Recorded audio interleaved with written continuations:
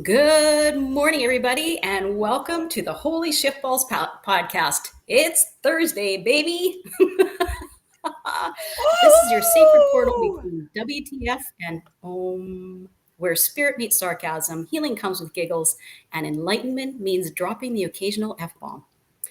We are your favorite energetic besties. I'm Sharon, and my co-host. And I'm Bethany.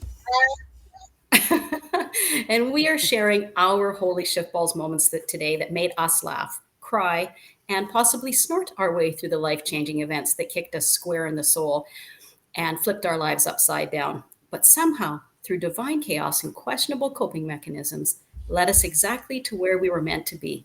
And that's here today with you. Holy Shiftballs, it's Thursday. Let's go.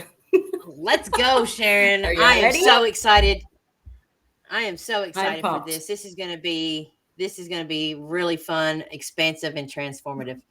I'm looking forward to hearing all about your all of your holy shiftball moments. And I can't wait to hear yours too. But just before we start our Holy Shiftballs moments, next week this will be the only week that we talk about our own stuff. This is our week. We'll do our Holy Shiftballs. And then next week we have a guest, our first guest. Her name is TERRI Jay, and she is known as the Cowgirl Shaman, or also the Horse Whisperer. She's really funny and really fun. She says we're all born intuitive, and she loves to share that with people. And she's a real hoot. So I can hardly wait till next week when Terry's on. Yes, it's going to be a lot of fun. She is really funny.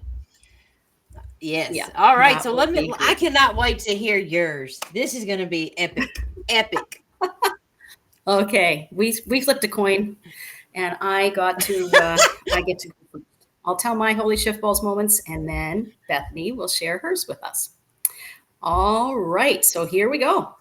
Picture this. I married a man who didn't just push my buttons. We were each other's demolition crew. Bethany, think gasoline meets flame. Think Bruce Willis in Armageddon. Explosions daily, baby. It was crazy. So I chose to self-medicate to get through the day.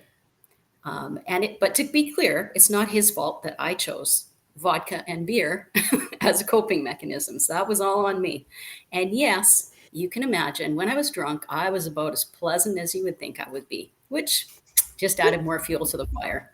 Self destruction mode, just a tad. Then came Oh, were you? 2017 and entered breast cancer for the second time. Initial verdict metastatic breast cancer. You've got 2 to 5 years to live. Welcome to my Holy Shiftballs moment. It was like, holy fuck. What? So after my specialist appointment, I go home. And I said, listen, universe, get your shit together. I am not signing off on this plan. This is bullshit. It's unacceptable. And you better come up with a new fucking plan because this is unacceptable. I'm not doing it. You got 10 days. Figure it out. So then I proceed to self medicate for the next 10 days. Not advocating it, just telling you the story, and this is what happened. So 10 days later, new diagnosis. It's an aggressive form of breast cancer, but hey, it's treatable. We can treat this. So I'm like, whoa, this is awesome. I'm so excited. I'm saying the doctor's right on. This is great. And I'm happy. And they're like, Sharon, you're not understanding the implications of this. Like, this is serious stuff. And, like we feel we can treat it, but there's no guarantees, right? And I'm like, poof, I got this. There's a chance and I'm good.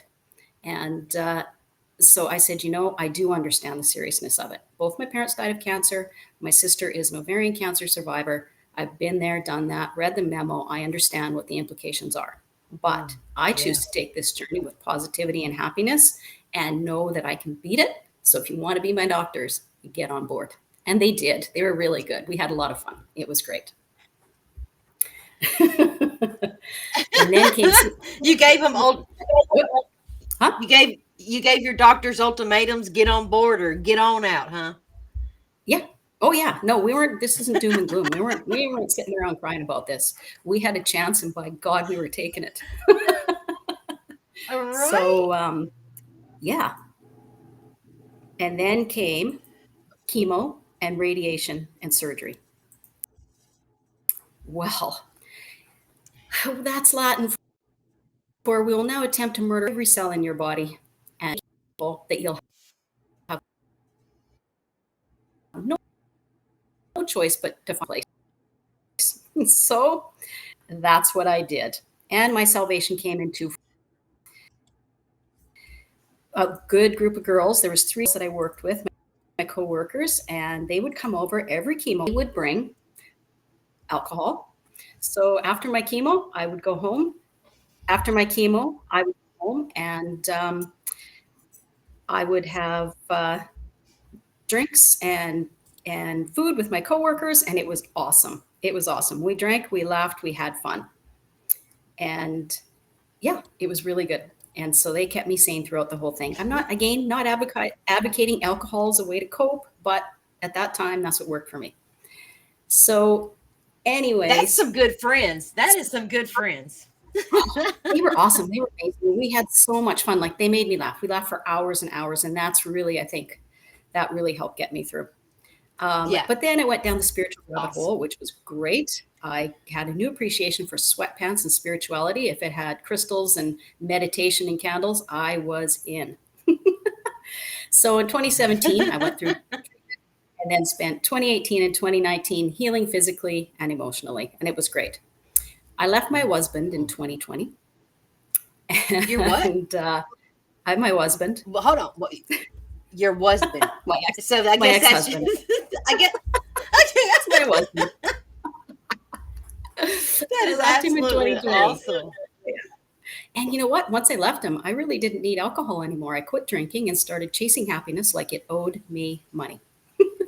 So it's amazing. Turns out when you sober up and change your perspective, the whole dang world changes. Who knew? I didn't. Well, it was a brand new beginning. And it really was. That was 2020 was a banner year because that was the year I met Zenka Carroll, founder of LightNet. She created an organization that teaches people how to turn the impossible into possible. And it changed my life. Cue happiness, inner engineering, and a group of like minded people. Internal bliss. LightNet is where I met Bethany, my Holy Shiftballs partner. We started laughing about a year ago, about 2 years ago, I guess we met, hey? Yeah. Yeah. Yeah. Yeah. So we started laughing a couple years 2 ago, and years. we've been doing it ever since. It's What? been a lot of fun too. I said it's been a lot of fun too, girl. A lot of fun. It has been. Yep. And it was nice to meet a spiritual girl who's been there and is still half sane. Well, that's And I wouldn't, now that could be questionable. That could be questionable. half is too much credit, is it? I wouldn't want you any other way, baby. Yeah. So then right, girl. That's 2021 right. arrives. Yeah. 2021 arrives and bam, bleeding out the back door. I go to doctors. They say, oh, don't worry. You're just bleeding from your vagina. That happens to women your age. And yes, Ron, I did say vagina. So small problem. I had a hysterectomy. You know, the organ you think I'm bleeding from, no longer there. It has left the building. Like Elvis, it's gone. So 2.5 years of, oh no, this is this, and me going, nope, sorry, it's not. But anyways, finally, one doctor says, okay, great. I'm going to send you to the last gynecologist. If she can't figure it out, then, whatever. And I'm like, okay, great. If I'm bleeding out my vagina, it's a medical miracle. And I'll need a priest, not a friggin' gynae, but let's ride this train. Why not? So finally, she's the one who finds a tumor. So for 2.5 years, we're playing Where's Waldo, tumor edition. So she's like, you have an anal tumor. Like, holy heck. I'm like, okay, good, whatever. So this is March. So now we got to have surgery again. And they're like, okay, if this is cancerous, you have another 2 years. Like it's 2 years life expectancy. So there's the 2 again. So I go home, have another conversation with the universe. Like, get your shit together. The air's blue. I'm mad. And that's the way I left it. So that was March. In April, and this is 2021, in April, my breast swells up again. And I go over to my doctor and he's like, don't worry about it. It's not cancer. It's, probably infection. We'll give you, here's some medication. Okay, great. But I'll do a biopsy just in case. Okay. So he phones me. My birthday, I get up, I'm going to the salon, it's a pampering spa day, and I'm sitting there and the phone rings first thing in the morning. It's my doctor. And I'm thinking, oh, this is good news. And he's like, nope, your cancer's back. It's a recurrence. We have to do surgery as soon as possible. Now I'm like, Oh, okay, well, he says, we're going to schedule it for like 3 weeks from now in the beginning of June. Like, nope, slow your roll, buddy, because I already have booty surgery scheduled for the beginning of June. This is going to have to wait. So picture this. I had booty surgery in June, wasn't allowed to sit up for 7 weeks. Okay, couldn't sit. Then, after my booty surgery, 5 weeks later, 5 weeks into my recuperation or my recovery, I have a mastectomy. So I had another major surgery in 5 weeks' time. And I couldn't lay wow. down after my mastectomy. So I couldn't sit up and I couldn't lay down for 2 weeks. It was like, holy shit. Yeah. Picture a yoga Oh, pose. And wow. yeah, it was crazy. A yoga pose invented by Satan himself. It was nuts. But through it all, I was very, very, very fortunate. I had a great support with my friends and family. My brother Kelso and his wife Karen took a week off of work, drove 6 hours to look after me for the first week after my mastectomy, because I was, in between where I couldn't really move or do anything. And they were waiting on me hand and foot. And I was joking with my girlfriend about it, saying, "Wow, I feel like a princess. Like I've got, all these servants." And Yeah. what happens the next day? My girlfriend shows up with a pink tiara. We were just laughing. So yeah, Yeah. I felt special, and not even special ed Yeah. special. I felt, normal special, which Like, was a real treat.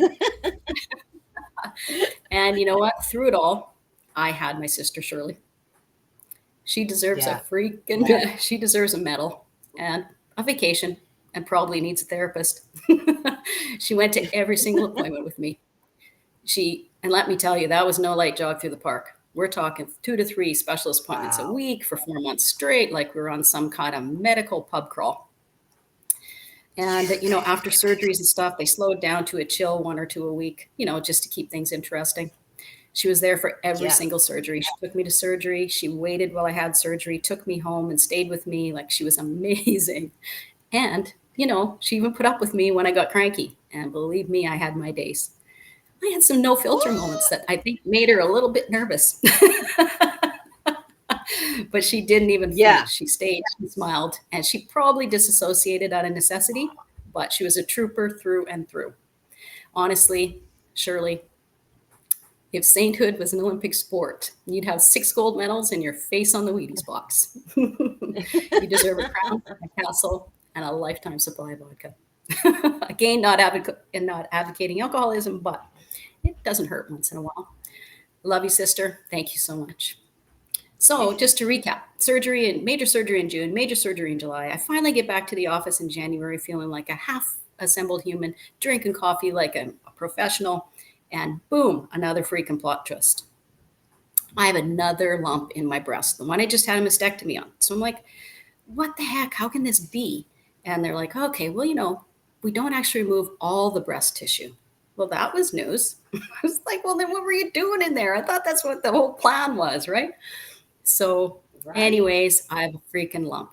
And that's like somebody showing up to an Airbnb that's been condemned. It's like, what are you doing here? there's nothing here for you. What's going on? But anyways, that turned out good. I got the phone call and they said, no, it's just a lump of fat. I was like, whoa, a lump of fat. That is so awesome. What woman is excited to have Winning. fat? Winning. I was like, man, this is the Winning. best day ever. My doctor just told me I have fat.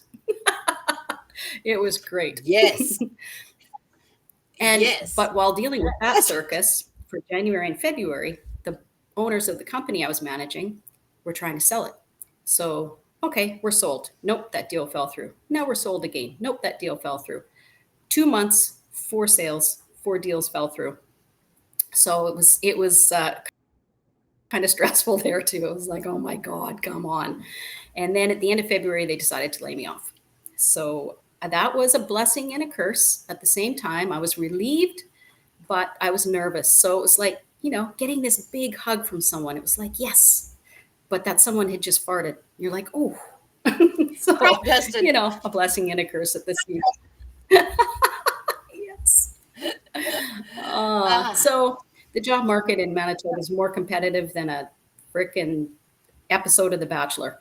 So I had no choice but to start my online business and that I was creating. So I started an online business, and I'm really happy. I'm despite everything in the last 8 years, I stayed pretty positive, because what's the alternative? Worry? That's not helpful. It doesn't help. That's actually counterproductive. Yeah. So the last 8 years have transformed me as a human. I no longer live in the low vibration of blame, shame, guilt, fear. I now embrace happiness, optimism, love, forgiveness, and peace. A whole lot of peace. And gratefulness, I have that in spades. I'm so grateful. That's I'm awesome. so grateful I could be the star of a feel good Hallmark movie. My friends and family have been amazing, and their love and support have been more than I could ever dreamed of. It's been absolutely incredible. Yes. And now I'm creating the life of my dreams, a life coaching business for women facing major life challenges, plus starting this fantastic, fun, hella good podcast with my energetic bestie, Bethany. And, this wouldn't have been possible without the good fortune to meet Ron and Becky. Ron is the producer of this show, who graciously gave me the opportunity to co-host the Going On Daily radio show one morning a week. And I'm not great at it. The other co-hosts are much better, but I'm learning, and I'm loving it. And they're all such nice people. And so then Ron was looking for people to do podcasts. And I was like, oh, well, what kind of podcast are you thinking about? And so I talked to Bethany and said, are you ready? And do you want to do this? And she's like, yep. So, Ron, we just want to say a big shout out to you. Thank you. Thank you. We appreciate you. We love you, bud. And we're grateful we met you too. And I'll just Woohoo! close with this. If there's anything I've learned in the last 8.5 years, it's that if you can't sit down and you can't stand up, by God, or you can't sit down and you can't lie down, by God, you can stand up and keep moving forward while still finding the humor in life. Thanks so much for listening to my Holy Shiftballs moments. And Awesome. now over to you, Bethany. All right. That was absolutely transformational, amazing story. Experience, not a story. Oh my gosh. I couldn't even lay down or sit. Uh, that's crazy. All right. Yeah, Well, my holy shift balls moment. If you're ready yes, to, I'm ready. I'm going to share with you. we're ready, baby. All right. Well, if this is a holy shift ball story for sure. All right. So in 2020, my only child, Kevin, uh, he was graduating high school, and it's so interesting. I was working this little dead end third shift job, and my manager comes to me one night and is like, Bethany, I need you to clock out. And I'm like, what? It's like 2:30 in the morning. What? Well, what? Clock out. All right. All right. You're getting You know, fired. What's yeah, happening? I'm not going to argue with the manager. All right. Sure. Okay. You're right. So I clock out and I pop the doors open to go out into the parking lot. And when I walk out, guess what I see, Sharon? I see every single one of my immediate family staring back at me. I said, oh, and it's 2:30 in the morning. I'm like, this is weird. So I get to my mom and she's like, Bethany, I need you to sit down in the van. I was like, okay. So I sit down and she looks at me. She said, Bethany, Calvin, which is my only child, has been killed tonight. He's a driver crossed over the center line, hitting him head on, killing him instantly. And in that moment, I absolutely was devastated, as anybody can imagine. But I let Mhm. out a scream so foreign, so rare to me, and I collapsed to the floor. And in that moment, Absolutely. I was like, I felt like I was a failure. Like I had failed to protect my child. I blame myself, shame, anger, grief, sorrow, all of it, all of it. And so 2 days had passed, and it's the day of the funeral. And I'm in my son's bedroom, and I'm on my knees, and I am absolutely distraught. I do not know how I'm fixing to, number one, gain the strength, the energy to do what is being required of me to bury. and have a funeral for him. So I'm on my knees and I said, God, please, if you can hear me, please give me a sign that Kevin's okay. So I'm at the burial. I'm walking away from the burial site. It's a cloudy day. And my best friend of 36 years, she's walking with me, has my arm. And she taps me. She said, Bethany, look up. When I looked up, Sharon, the sky, the clouds parted and a rainbow popped through. There was my sign that I Gotta had love asked. it. Yeah, in that moment, and in that moment, I didn't realize how big this sign and transformational signal was to me till a little bit later on in my healing process. But in that moment, I dropped to my knees again, and I felt a little shift in my heart. I was like, okay, okay. So that next year, That's beautiful. it's I know it was just absolutely so magical. But the next year I started to research NDEs, near death experiences.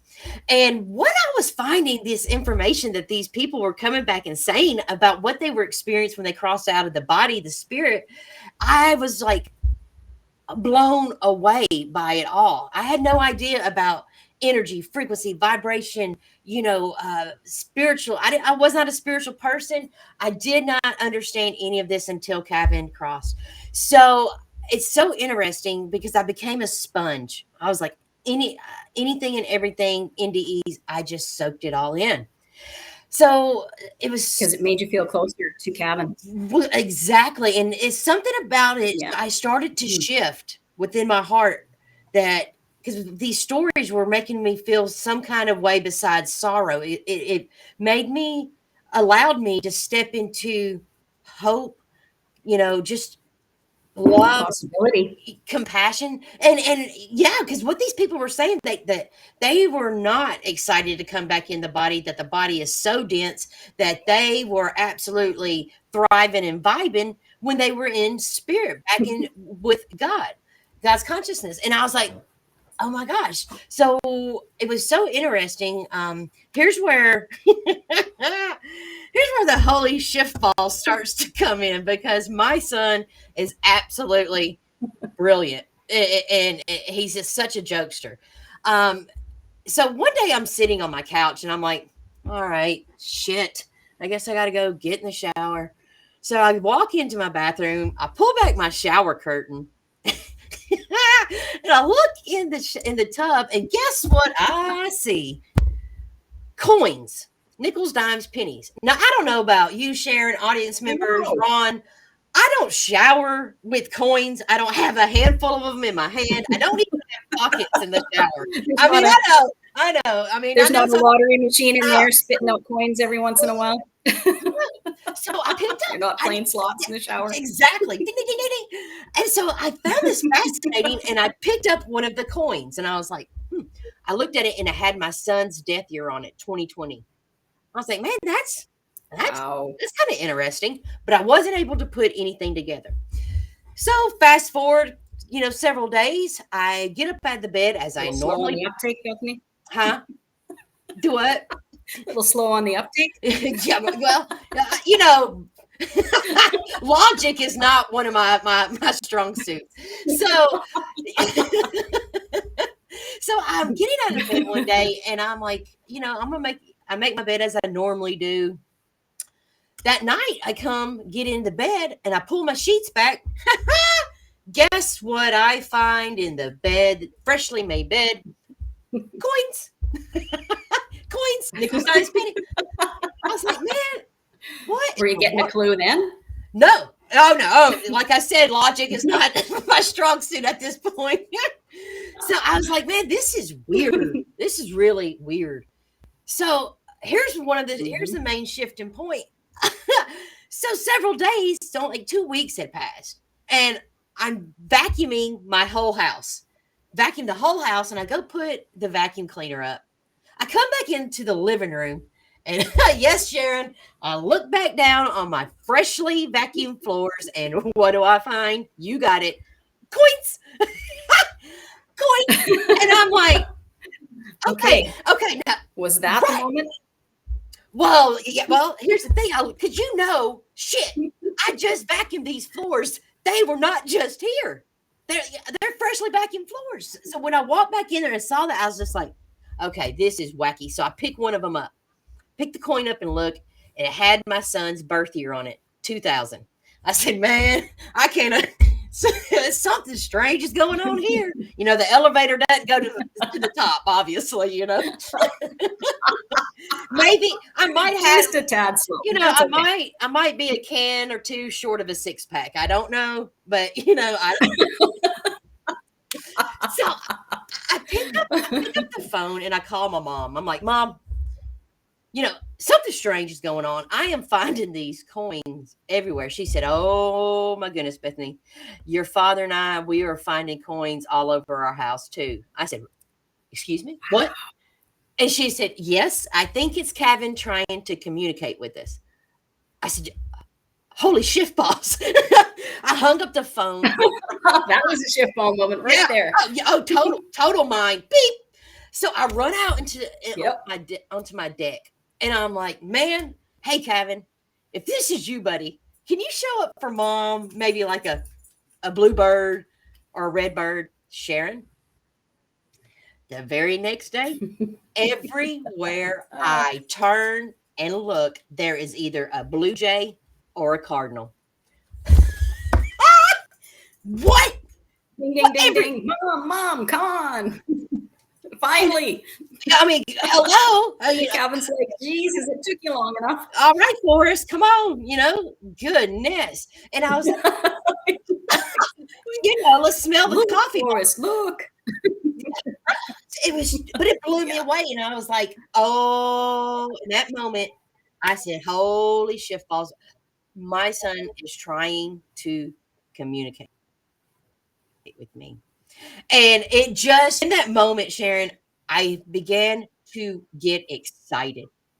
My son started to teach me everything energy, frequency, and vibration. He started to really train me in how to connect, not only spirit, but to communicate. And, I work with clients. I've built a company out of this grief, out of feared as a parent, my worst fear I experienced has now been my biggest healing modality because it led me back to myself. It led me back to my heart, and it allowed me to shift what I used to think is grief into growth, now into grateful. And so, this company, I started Be Limitless Now like a bumblebee because nobody told the bumblebee that they can't fly. And that's just everything. So, so I started this company, Be Limitless Now, and it's just I'm helping other mothers, fathers, parents, anybody that has experienced grief, loss, separation, and I assist them on an energy frequency vibration level to gain awareness of their mental and emotional bodies and help them flip their worst case scenario into their biggest triumph. So that's a little bit about me and my holy shift. It's totally like that's pretty profound, Bethany. And as I've known you over the last year and a half, your transformation has been completely unreal. Like you have really, really embraced the communication with your son and embraced the fact that people pass over, but that doesn't mean the connection is lost. That just means we find a new way to communicate. And every time I hear your story, I'm blown away by your resiliency and your positivity and your ability to just embrace it and go with it and help others through it. Like you're truly amazing, Beth. Because I'm going to tell you truly amazing girlfriend. Love you. I haven't lost anything. I love it when you say, I'm going to tell you what. I've been waiting for that. I'm going to tell you what. I haven't lost anything. I have gained so much. I have gained so much. My son, is my biggest teacher.